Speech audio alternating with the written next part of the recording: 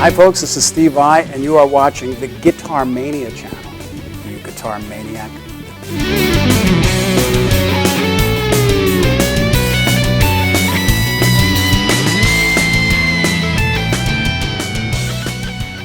Steve, it's a great honor to have you here in Vienna. Thank you so much for taking the time.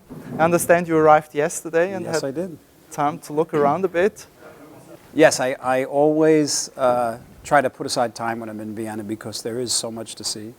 It's such a beautiful city, it's such a comfortable city, and clean and charming, and there's so much history and culture here. It's wonderful. We saw your show in Linz last year, and we understand that your guitar technician is an Austrian. Yes, Thomas Nordig. He is my Austrian guitar technician. Yeah. Which was a great show, by the way. We also wanted to congratulate you on the 30th anniversary of the release of your first solo album, Flexible, which I understand was released in January '84. I guess so.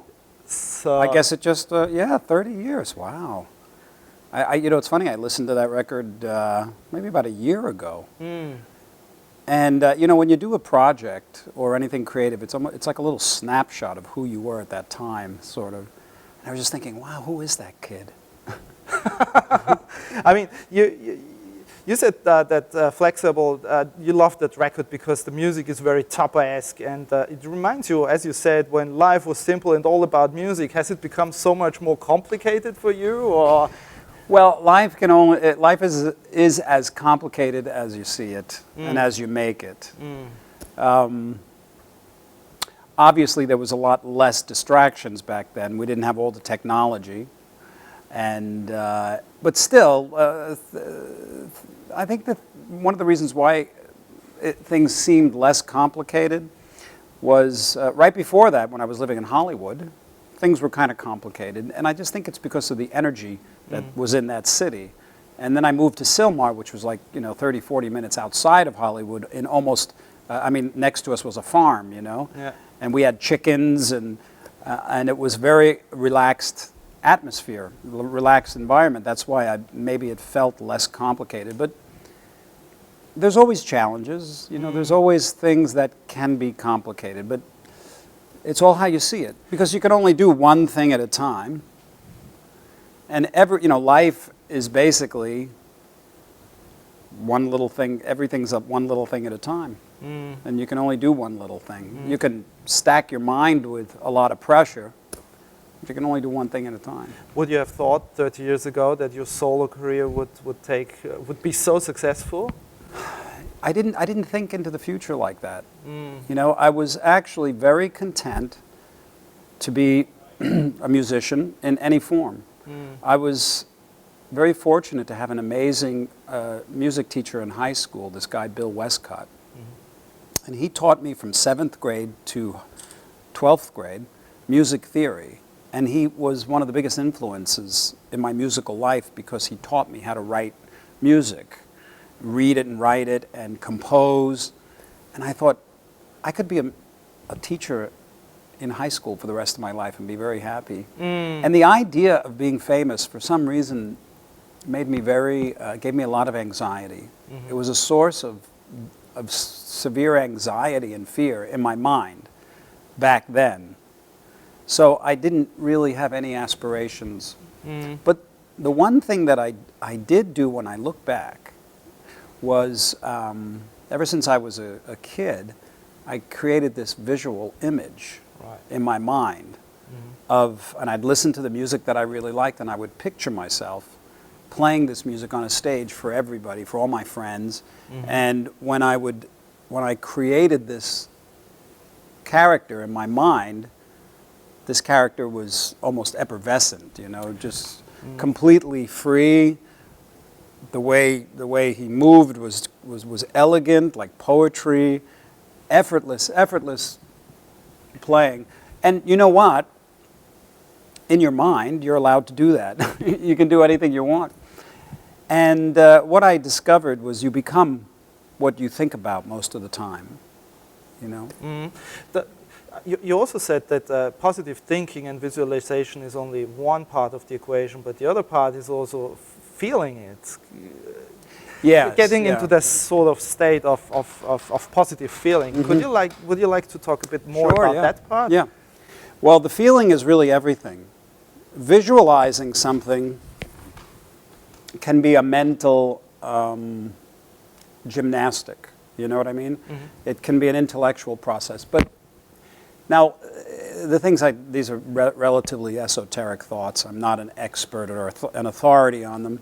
I've read things that made a lot of sense to me, and I've seen how things have played out in my life. And so the things I'm going to say are basically not my own thoughts, but are the thoughts and the understanding of people that in these fields are much more respected than me. And even now science, especially the study of subatomic particles and quantum physics, is pointing out more and more that that how powerful the mind is. And it's not even so much the mind as it is the way we feel. We're creatures, we're vibrating creatures, and we vibrate at different frequencies. Right. Everything is a vibration, Science can even tell you colors are different. They look different because they're just vibrating at a different frequency. Yeah. Sound notes are different, and there's so much that's just completely off of our radar as far as being able to identify, because the eyes and the ears, they're all very limited.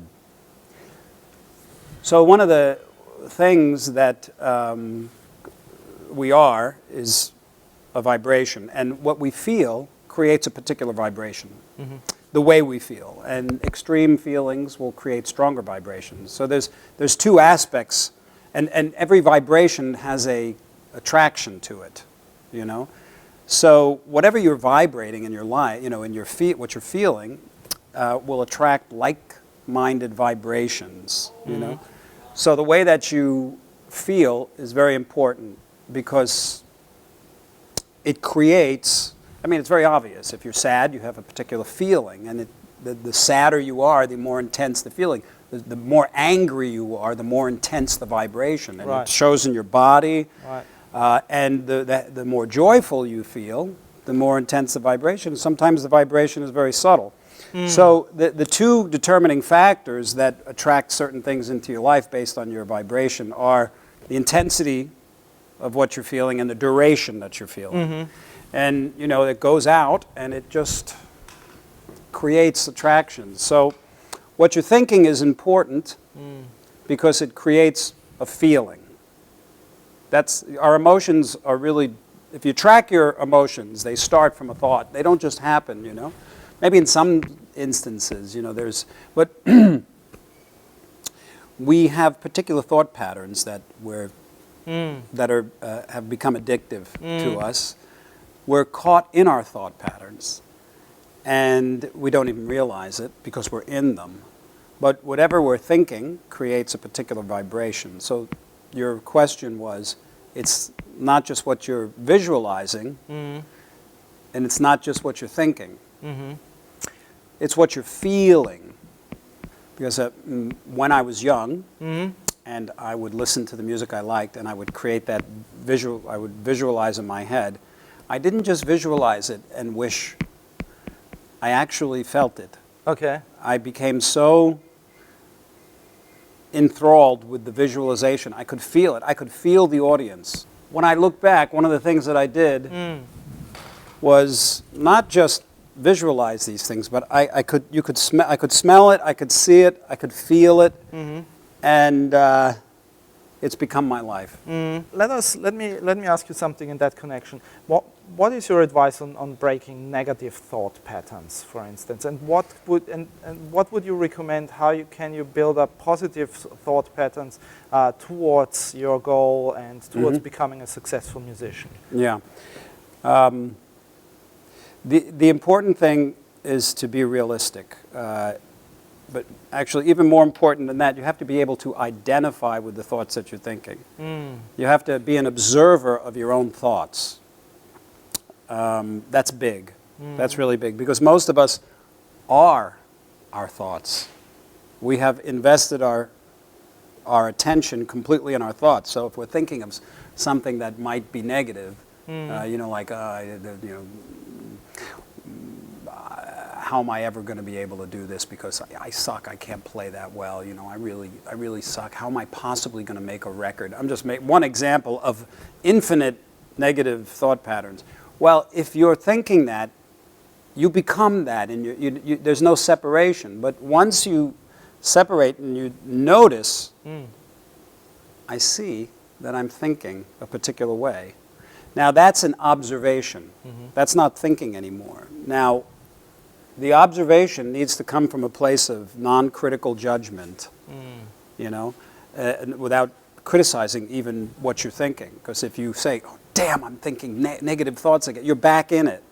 So once you identify with a negative thought pattern, or any thought pattern, you're not entirely invested in it. Right.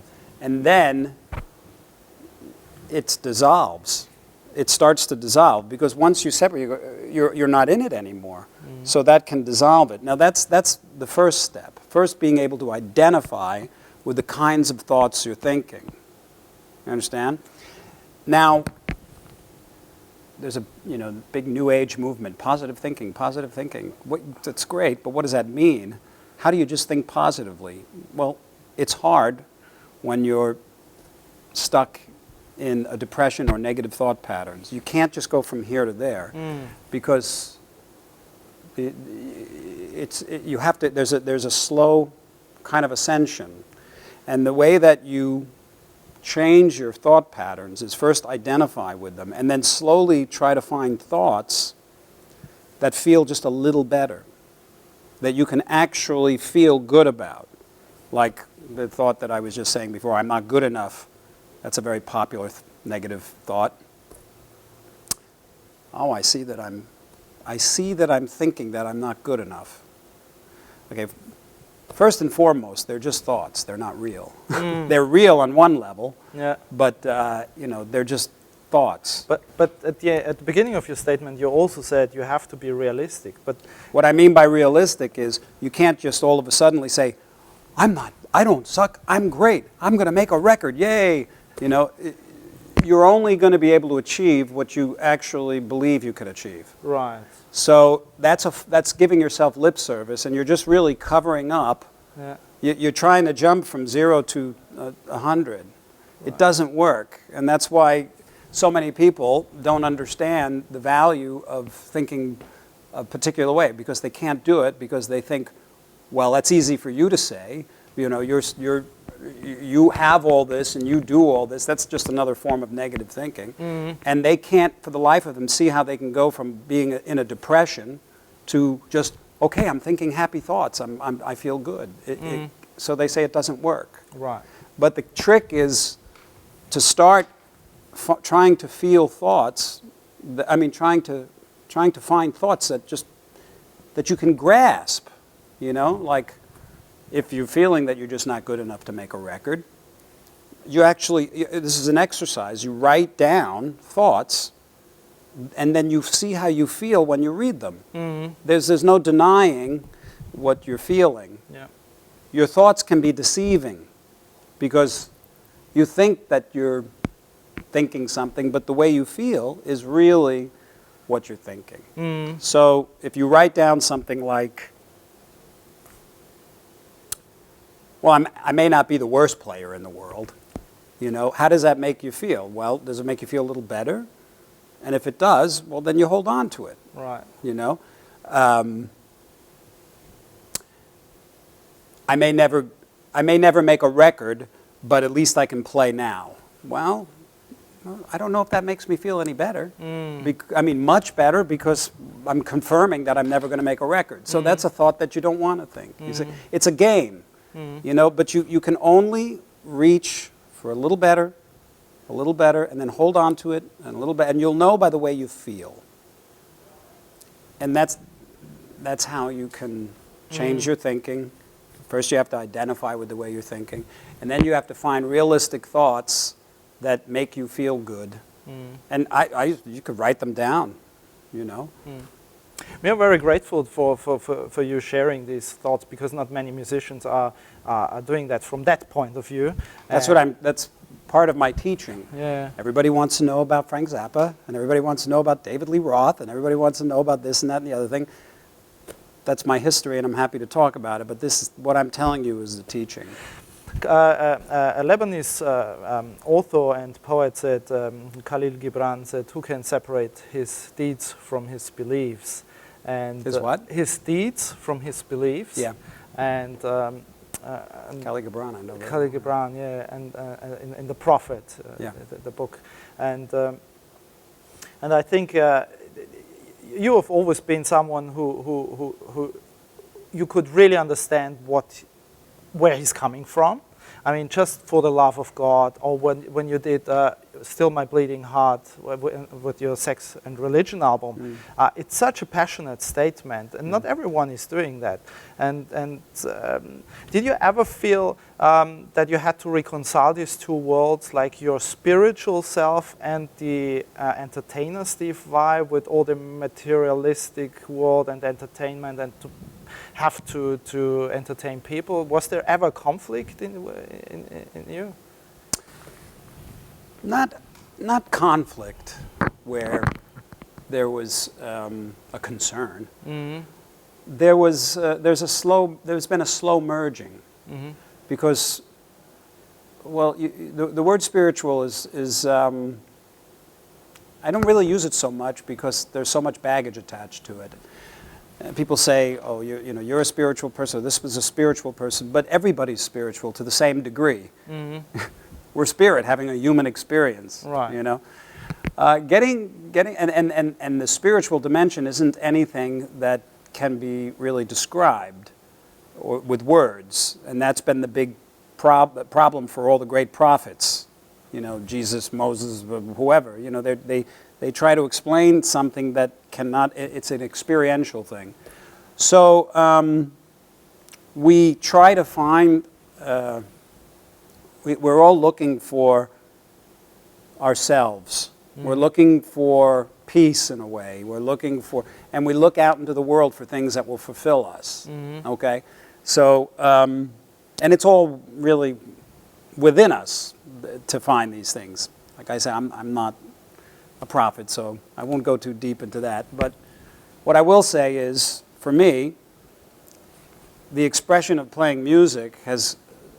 My intentions have changed through the years, and sometimes you don't realize what your intentions were until later. Sometimes, I mean, there was a period where the kid that made Flexible was very innocent, you know, very, very kind of an innocent kid, and then certain things came into my life that changed my perspective, and my ego blossomed. My ego became pretty intense, you know. So a lot of some of that passionate stuff is intensely ego-driven. Not ego so much in the negative sense that people you know, equate to it. I mean, ego is just your mind anyway. You know, the spiritual doesn't have anything to do with that. But as a person that has always been interested more than anything else in trying to kind of find out what's going on in life, not just music. I've studied a lot, and I've read a lot, and I've done things that have given me certain experiential things that have helped me along the way. Right. Now, those were different than the music.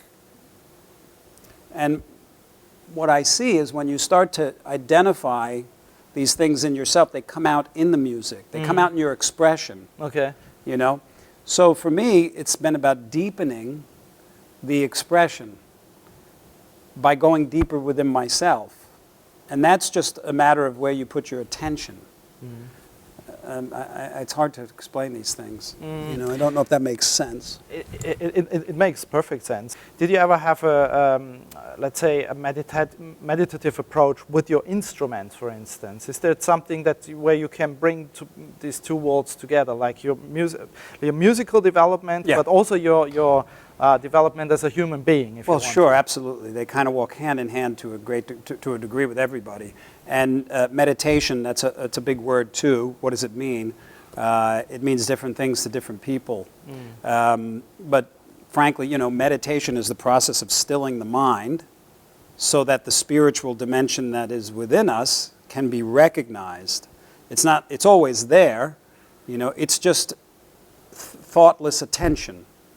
That's the spiritual dimension. It's the non-critical, it's the non-form, and it's just our consciousness. It's the thing that's just looking at you right now and just be able to bring light, the thing in me that brings light to the world. That's the spiritual dimension. It's that simple, but it's really difficult to see when you have all this mind movement because it obscures it. Yeah. Because the mind is the thing that labels everything and judges everything. And when we are focusing on something creative, there's various ways that we find creative inspiration.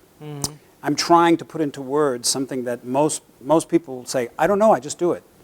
Okay, you know, most everybody has these creative moments, and it may not be in music, it may be in something else where all of a sudden there's this moment, and I talk a lot about this, and you know, where everything kind of opens up, and then this inspiration comes through, and you just, I have an idea. Well, in that moment that the idea came, there was no thought, really. There was just an attention, a recognition. Now I'm talking about inspired, unique ideas. Right. It's very easy for the mind to be creative and put together ideas in an intellectual way. Right. But for anything really new and fresh, it has to come from that dimensional space of no thinking. Do you have any exercise or technique how you can enter more easily into that state of yes. mind? Well, first you need to recognize that your mind is running all over the place. And find little moments where you're not thinking. Find little moments where you're able to relax. And relaxing and breathing is a good way to do that. Just musically, if you're a guitar player, I'll try to, one thing you can do that's really nice, that works really well, is you play something and you just listen very carefully to it. Just hit a chord and just listen without judging it, without putting any kind of identity on it. Just listen very carefully. Because when you're using your senses, you're applying a facility that's higher than thinking. You understand? Mm-hmm. Because you're applying your attention, your open attention. And that's where great creativity comes from. If you ask any, I can't say any, but okay, I'll give you an example. I was reading an interview with Eric Clapton, and they said, how do you come up with what you come up with? It's so beautiful and so brilliant. And he says, I don't know, I'm in the moment of what I'm doing. My attention is just in the moment of what I'm doing. My attention is in the moment. That's big. He's not saying my attention is in the past, thinking about what happened to me last time I played this song or whatever, and it's not thinking about the future, which is saying what are people going to think about this, or it's just plainly in the moment. And the ways that you can do that is you have to apply the use of your attention without judging or anything. And you can also try just not thinking. Just stop it. There's a voice in our head, right? Everybody's got it. It's the voice that's always talking to us. Just try to shut it up for a minute, like this. They asked the great Zen master, what's the meaning of Zen? And he said, that. It's just attention without thinking. And then what happens, and like I say, I'm not an authority on these things, is it deepens. Because when you aren't identifying with something, when you're not saying, well, this is a guitar and it has this kind of a neck and it has this radius and I know that this is a, it's a B string and it's a G, you're labeling things. That's a note, that's a C. It's so much more. It's so much more. It's alive. This note is vibrating and it's alive and it's creating this sound, but you think you know it because you know that it's a C. You don't really know the note unless you're able to listen to it completely unobjectively. and that's meditation.